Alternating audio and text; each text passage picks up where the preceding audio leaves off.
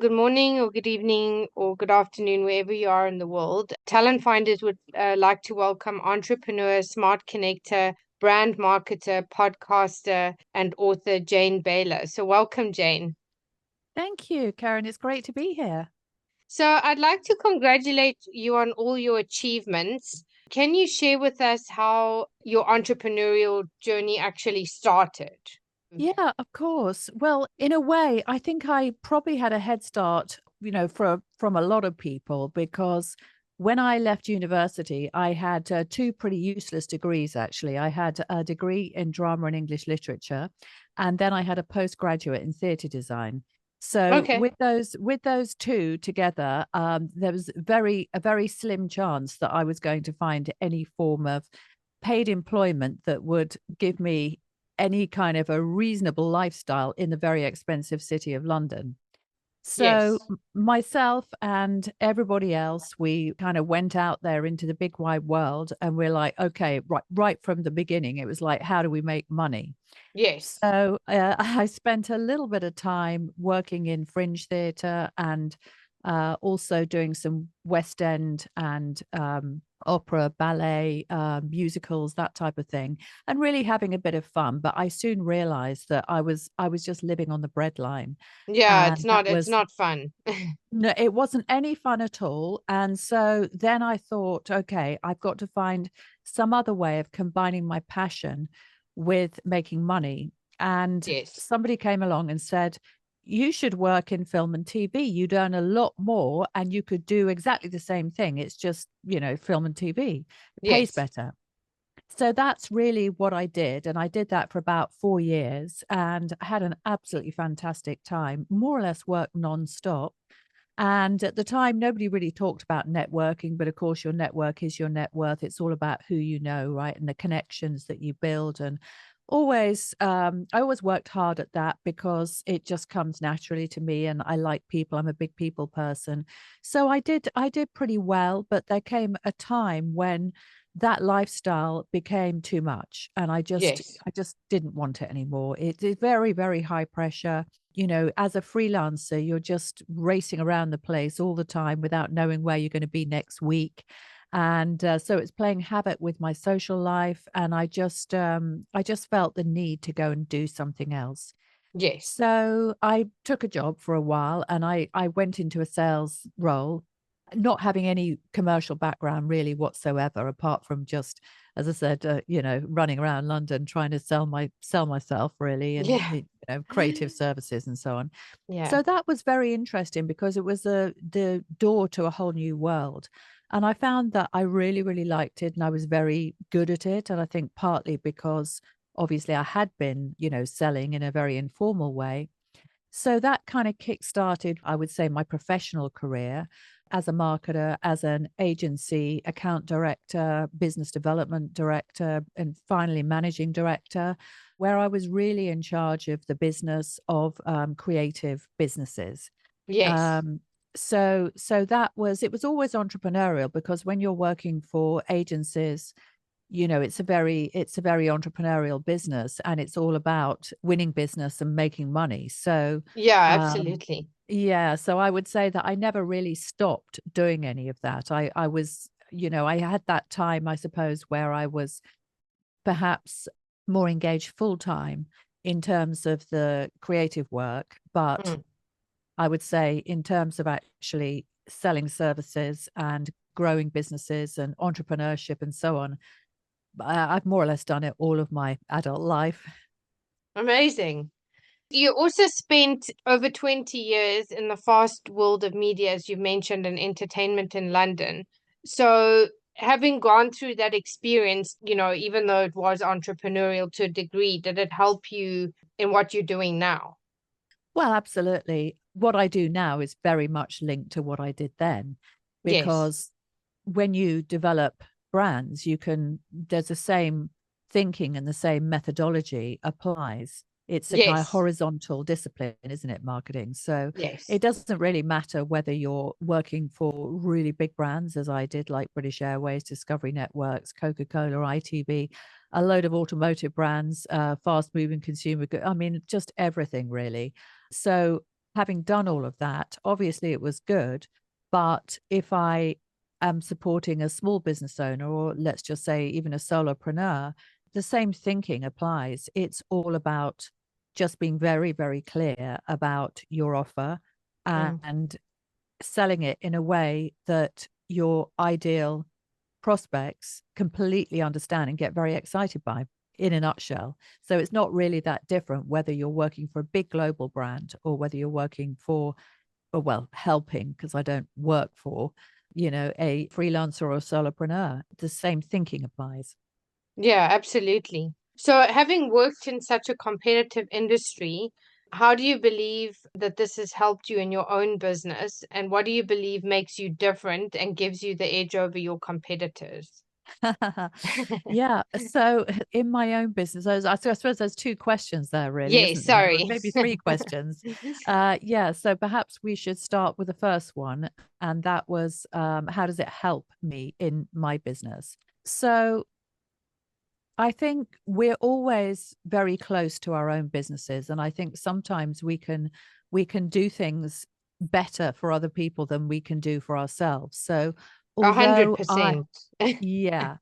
So, although obviously I know the theory, I apply it to my own business. I understand why it's different. It is very important to be different, and why you have to stand out for your difference, and you have to communicate in a way that is sticky and makes people understand that you are not the same as everybody else. So, obviously, that's a skill set that I can Mm, apply to my own business. But having said that, I still work with coaches and mentors myself, and I have done for many years, because mm, sometimes somebody else's perspective and their wisdom is what you need.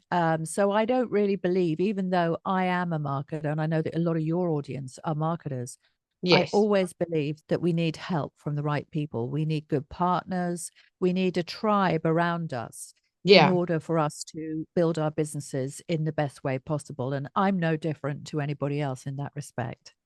I'm not a Yeah. guru.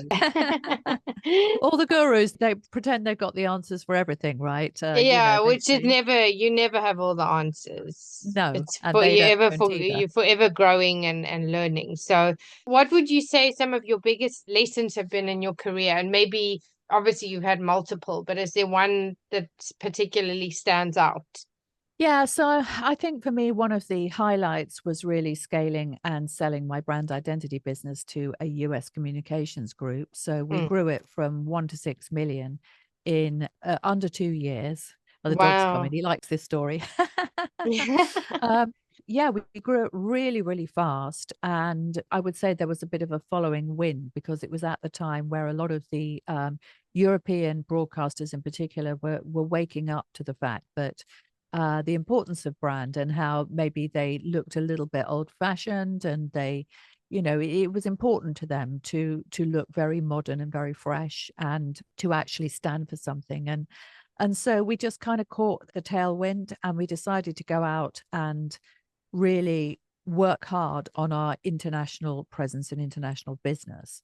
I Yes. can't say that it was easy, but it did mean that we started to grow extremely rapidly compared to the time before, where we were just really staying local. So I Mm. think it was two things that we did. Was first one was obviously go out and start building a different profile in the marketplace, which was more corporate, let's just Yes. say. And then the other thing was really that decision to go international, which was a very, very good decision. And that's how we managed to grow very fast. And obviously selling it was great, because you always get a lump sum when you sell a business, unless you sell it for shares, which we didn't. We sold it to Interpublic, which is a big US communications group. So that was all very, very nice at the time, and enabled me to take a little bit of time off, spend some time raising my children, just took the pressure off my own Yes. business. Yeah. Amazing. So you obviously mentioned earlier that you'd worked with some big agencies with leading accounts like Coca-Cola, British Airways, and ITV, just to name a few. So Yeah. can you share with us more about that experience, and what were some of the best campaigns you worked on and the best marketing lessons you learned? Yeah.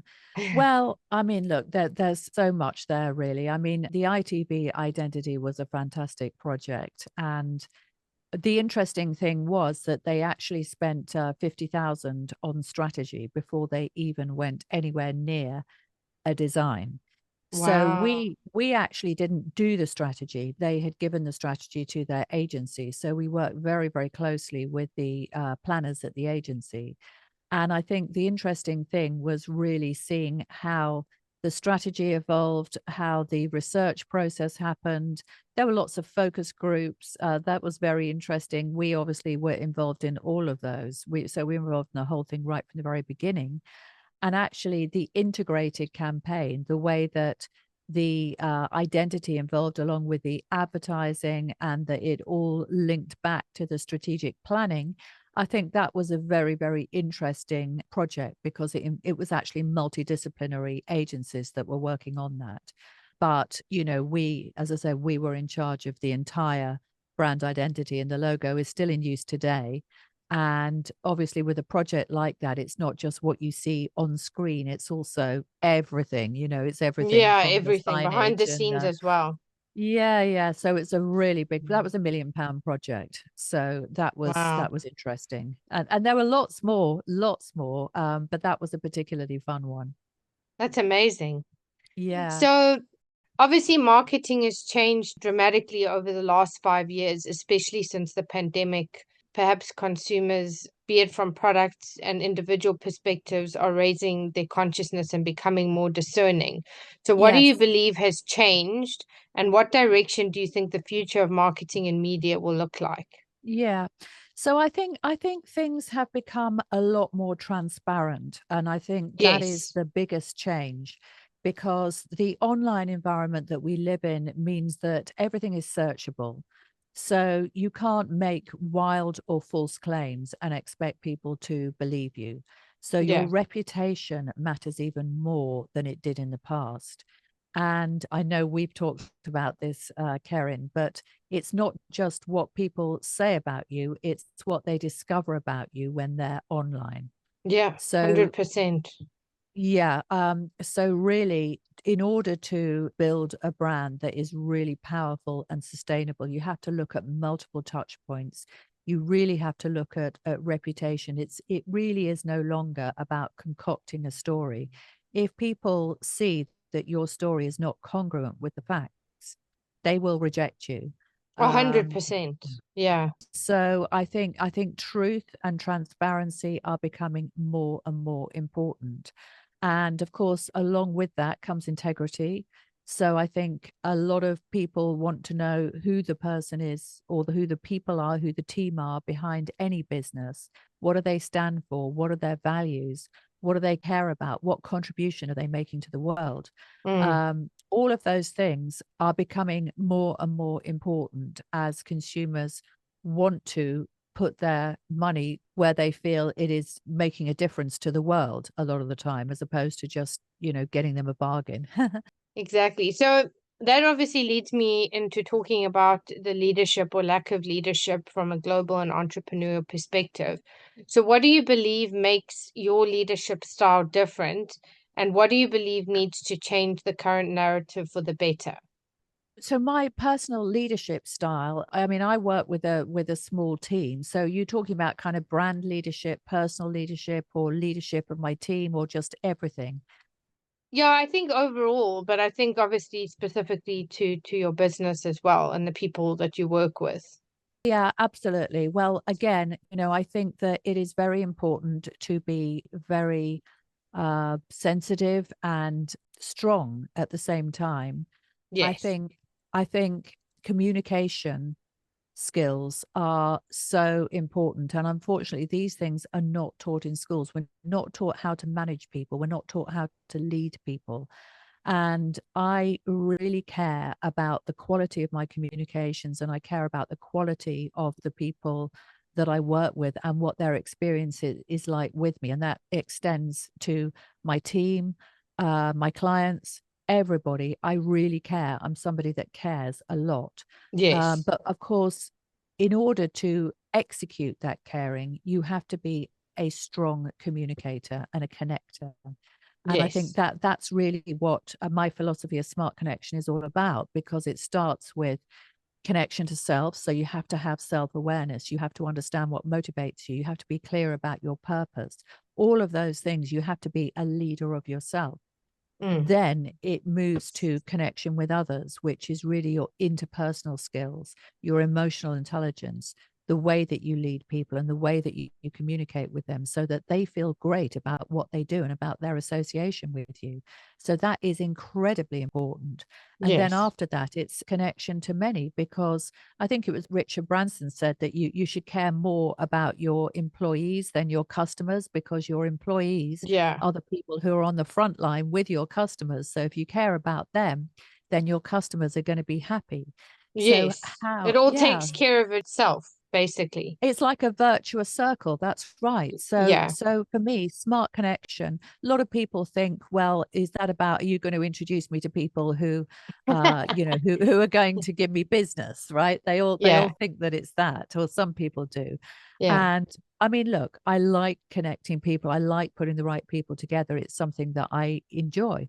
But really, smart connection is not really about that. What it is about is really communicating with integrity and power. And that starts with the communication with yourself, goes out to the communication interpersonally with others, and also in your personal life, not just in your working life. And Mm. then finally, it transmits to the world, where you show up as a confident and effective leader in your niche. Yeah, absolutely. So, as you've scaled a brand identity business from 1 million to 6 million, and Mm. obviously you sold it, which takes real skill.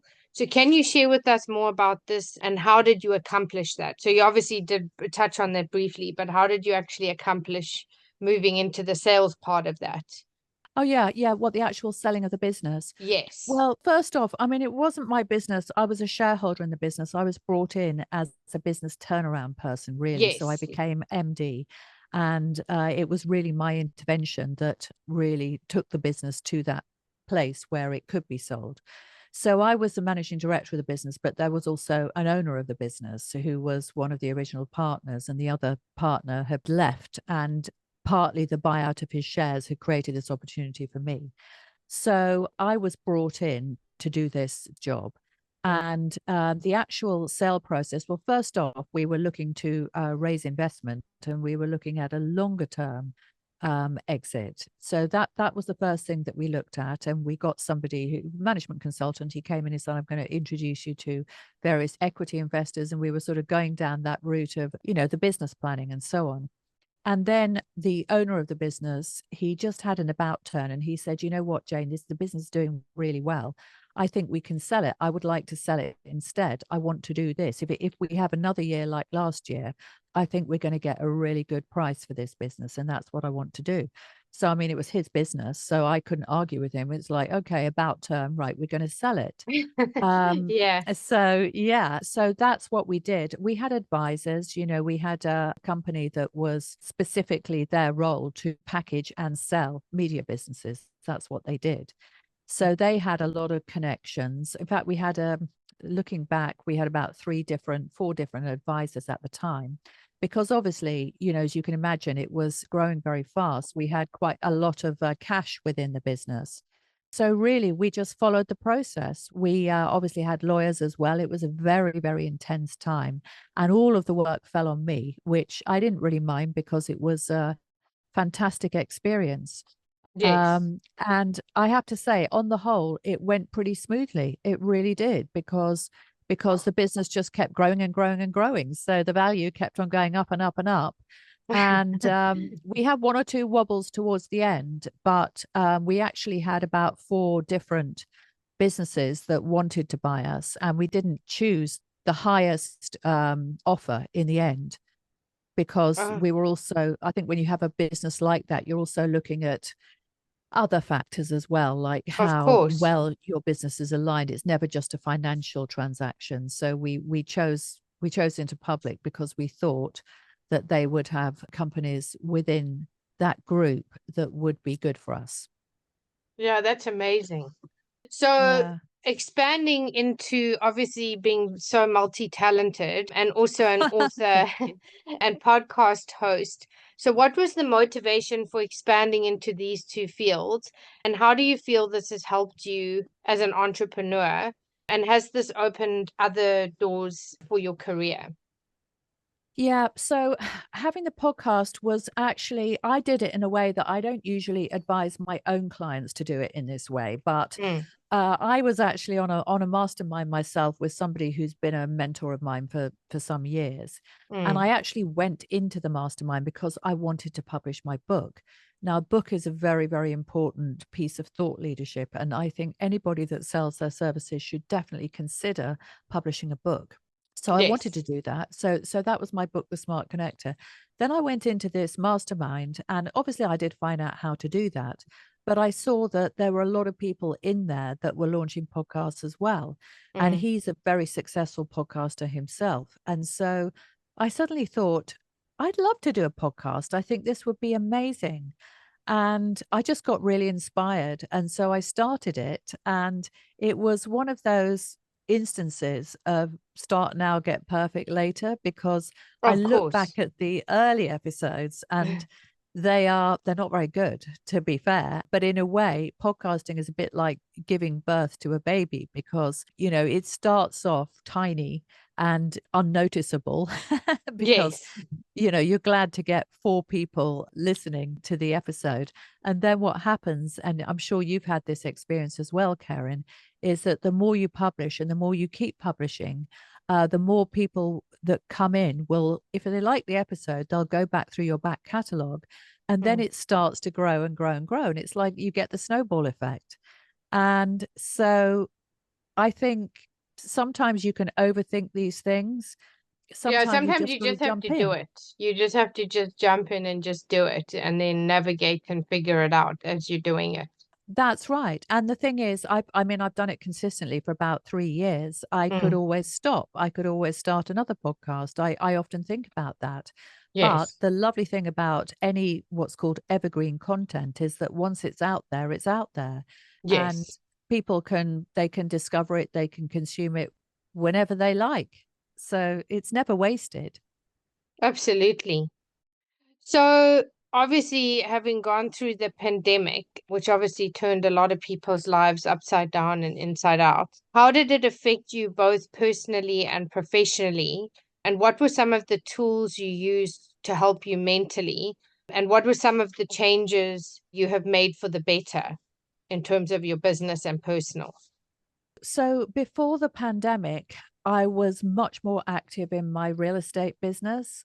I still am active in real estate, but far, far less so now. I just keep it more or less on the back burner and look at a few projects here and there Mm, because one of the things that I was doing was sourcing land. And when you're sourcing land, it's a very sensitive thing that you've got to do, and you really do have to get face to face with people, and you have to travel. And of course, as we all know, during the pandemic, none of that was possible. no. So I tried, and I thought, maybe we can find a way around this. But then I realized, this really is not going to work. It just isn't going to work anymore. Mm, And so it wasn't that I had to close the business because I didn't have any significant overheads in that business. It was really just something that I did by myself. But I just realized I can't rely on this anymore. So then that was when I decided, okay, well, I'm just going to go back to the thing that I know the most about, which is marketing, brand. And what I'm going to do is I'm going to start up this program that mm, helps experts who are not expert entrepreneurs or marketers, help them build their brands online, build their message to market, build their route to market, just run some groups, create some online resources. I'm going to do that. And luckily, I would say that a lot of people jumped at the opportunity to work with me because of my background and history. And I yes. think it's obviously a very, very competitive space. There's a lot of people saying that they're brand builders and marketers and all of this kind of thing. But I think really the thing that stood me in good stead was that I have heritage and history where others don't. Yes. And yeah, I've walked the walk, I think. And I think that is very meaningful to a lot of people, because there's a lot of people, just to go back to what we said earlier, making wild claims without really 100%. much substance to Yeah, back it. They lie. exactly. They even lie. Yeah, Yeah. people do. We Which know makes it that. harder for the people that are actually doing a good job to get the business sometimes, but I guess that's all part of it. So that actually leads me to the final question. What are the three key pieces of advice you would give to other entrepreneurs looking to start their own business? And what legacy would you like to leave, or how would you like to be remembered? Yes. Okay. All right. So the three pieces of advice for people who are looking to start a business, I would say, first of all, don't expect to get instant results, Yeah. because building a business takes time Yeah. and it also takes money. So Yes. somehow you have to find a way of getting your expenses covered. So actually, this is going to be the topic of my next book, because what I'm saying is don't quit your job until you've got 70% of your costs, your current income covered. Yes. Because really you're going to be exposing yourself to too much pressure. I know obviously people have savings, they have investments, they have maybe another business. That's all fine. But do not expect that you can just throw up a business that is going to be highly profitable within 2 or 3 months, Yeah, no, because that's it takes unrealistic longer. completely. Yeah. So that's the first thing. The second thing is always be clear about your purpose, or others will use you for theirs. Yes. So, what that means, that's a very, very profound saying. And it's actually one of my favorite quotes, because so many people go into a business without really understanding why they're doing it. And it's very important to start with the end in mind. And it should never, ever be about making money, because what happens is when you just think, okay, I can make money doing this, what will happen is if you put in the effort, you will end up making money, no doubt about it. And Mm, then a little bit further down the line, you'll wake up and you're fully booked and you've got money in the bank and you think, oh, I don't feel like doing this today. mm, And then that feeling of not wanting to do it today will then turn into this persistent sadness and mm, this desire really to escape and throw the baby out with the bathwater and chase the next shiny object. So it is always best to stick with your passion, but mm. also make sure that there is a market demand for it. And so that would be my last piece of advice, which is do your research and make sure that people actually want and are willing to pay for what you do. And make sure you know who those people are as well, and why they would pay for what you do. Because if you don't know that, then you're taking a very big risk. Yes, absolutely.